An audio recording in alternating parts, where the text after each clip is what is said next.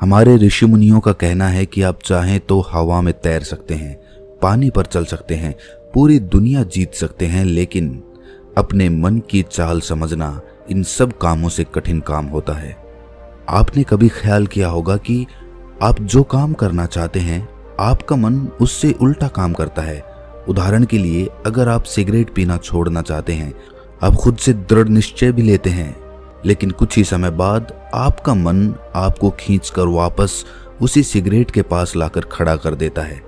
और ये बात सिर्फ सिगरेट पर लागू नहीं होती। हमारे जीवन में, हम सब के जीवन में बहुत सारे ऐसे काम होते हैं, ऐसी आदतें होती हैं जिन्हें हम छोड़ना चाहते हैं, लेकिन हम चाहकर भी उन आदतों को छोड़ नहीं पाते हैं। लेकिन अगर हम प्रयास करके अपने मन के दृष्टा बन जाते हैं, उसके साक्षी बन जाते हैं, तो हम अपने मन की चाल को पकड़ सकते हैं। और अगर एक बार हमें अपने मन की चाल पकड़ में आ जाए तो फिर हम कोई भी आदत छोड़ सकते हैं, या फिर इसके उलट कोई भी आदत अपना सकते हैं, जैसे कि ब्रह्म मुहूर्त में उठने की, या फिर कोई भी ऐसा काम जिसे करने में हमें आलस्य आता है, क्योंकि हमारी आदतों के पीछे मूलभूत बिंदु हमारा मन ही होता है और हम उसे ही नज़रअंदाज करके चलते रहते हैं और बाद में पछताने के सिवाय हमारे पास कोई चारा नहीं बचता। आज की जो बोध कहानी मैं आपको सुनाने जा रहा हूँ, उसमें आपको कुछ ऐसे तरीके पता चलेंगे जिससे कि आप अपने मन की चाल को भली भांति पकड़ सकते हैं, उसको जान सकते हैं, उसका निरीक्षण कर सकते हैं और उसके बाद अपनी आदतों में बदलाव कर सकते हैं। एक बार एक वाचाल शिष्य एक गुरु के आश्रम में शिक्षा ग्रहण करने के लिए आया हुआ था। वो शिष्य अपने गुरु की बात कम सुनता था, लेकिन अपनी बात बताने में वो बहुत उत्सुक रहता था। एक दिन गुरु ध्यान पर चर्चा कर रहे थे। ध्यान किस प्रकार किया जाता है और ध्यान का क्या महत्व होता है, इसी पर चर्चा चल रही थी, लेकिन उनके पास भी इसका कोई जवाब नहीं है। इस आश्रम में कोई एक दूसरे से बात ही नहीं करना चाहता, सब लोग चुपचाप रहते हैं, कोई चर्चा नहीं होती। ऐसे हम अपने मन को कैसे समझ पाएंगे, उसका निरीक्षण कैसे कर पाएंगे? जब तक हम अपने मन के विचारों का, अपने मन की आदतों का एक दूसरे के सामने जिक्र नहीं करेंगे, उसकी चर्चा नहीं करेंगे, उस पर बहस नहीं करेंगे, तब तक हम चुप रहकर अपने मन को कैसे समझ पाएंगे?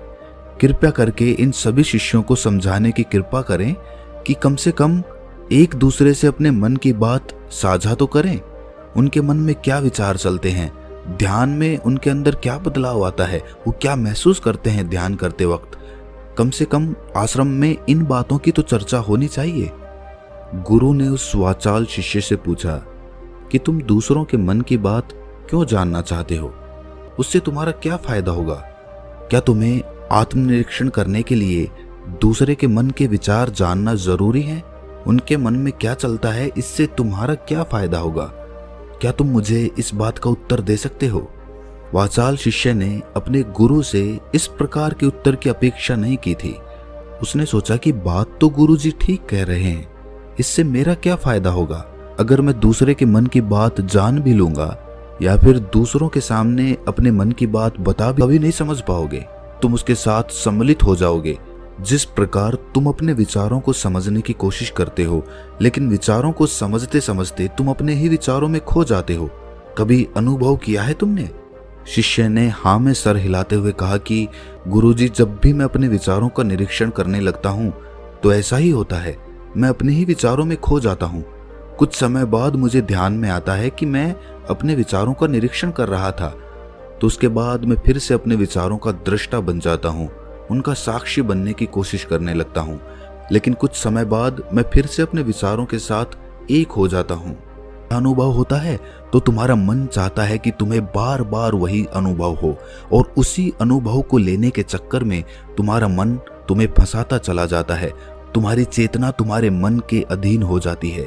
वही होता है एक सिगरेट पीने वाले के साथ, वही होता है एक शराब पीने वाले के साथ, और वही होता है हर बुरी आदत अपनाने वाले के साथ कि उसकी चेतना उसके मन की गुलाम हो जाती है।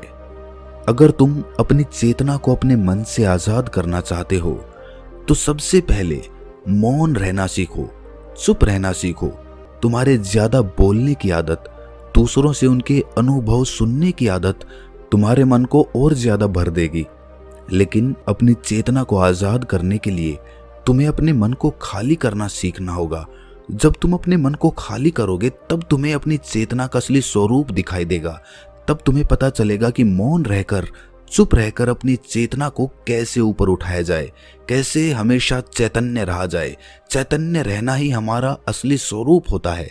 लेकिन तो तुम शांत होकर, मौन होकर, भावना रहित होकर अपने विचारों और अपनी भावनाओं को देखना शुरू करो।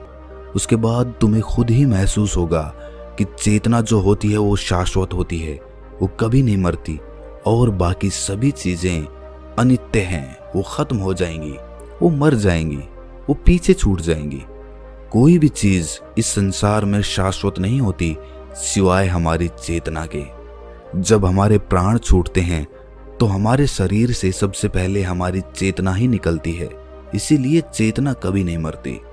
गुरु ने सभी को निर्देश देते हुए कहा कि आज हम मौन रहकर अपने मन के विचारों और उसकी भावनाओं पर ध्यान लगाएंगे, उसके साथ सम्मिलित नहीं होंगे, बस उसे दूर से खड़े होकर देखते रहेंगे।